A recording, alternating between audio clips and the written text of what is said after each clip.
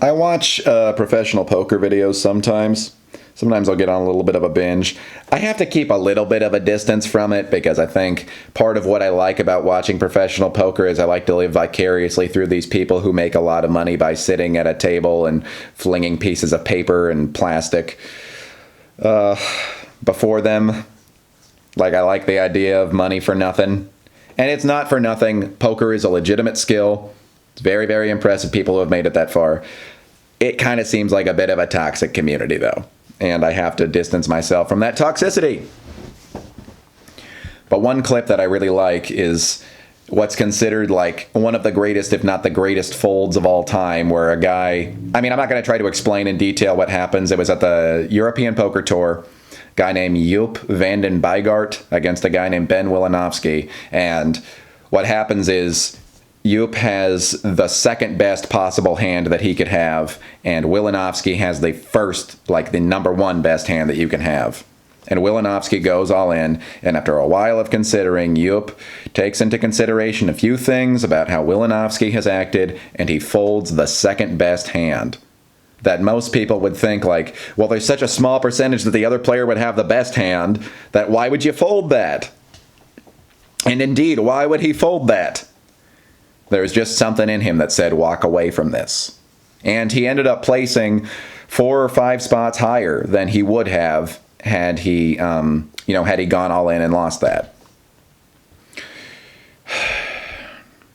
There's something I really, really respect that's not the most intuitive thing about the guy who lays down a really good fold.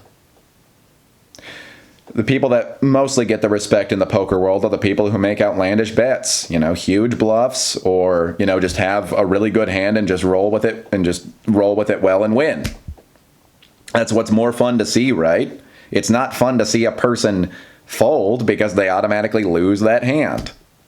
Well, they kind of lose that hand, but they also stay in the game. They take a small loss so that they don't take a much bigger loss. They don't get overly confident in themselves. They analyze everything and they know when to walk away.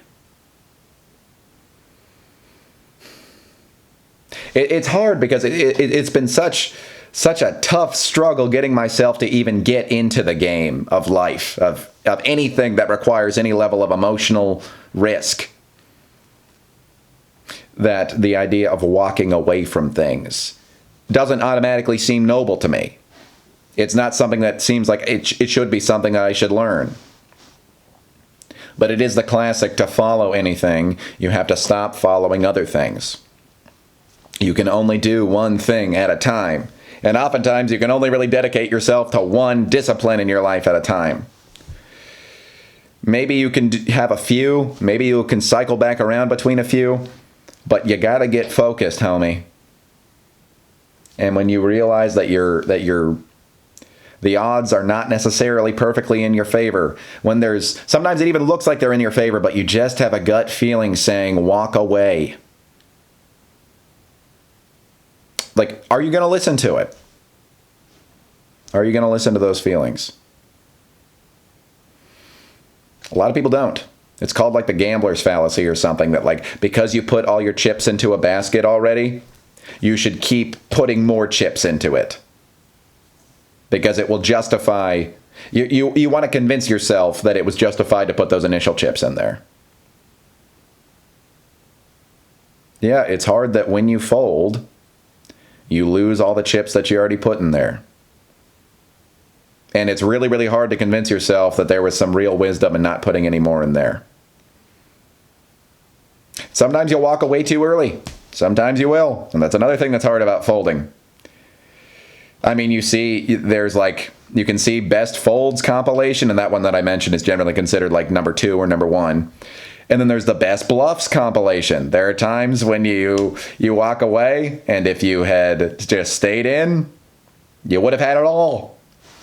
Game-winning decisions, tournament-winning decisions.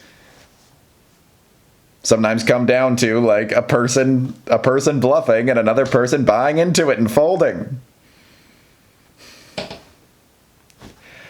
If only we could just perfectly, accurately read everything. If only we could just tell the future, man.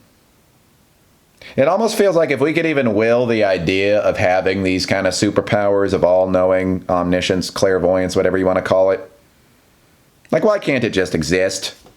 If it's already an idea in our head, why can't we just have it, man? Because when we think of having those abilities, we just get frustrated at the fact that we don't have them. Imagination is great, but it's also kind of a pain because it opens up possibilities that aren't actual possibilities for you, and get lost daydreaming about things that are never, never, never going to be able to be the case.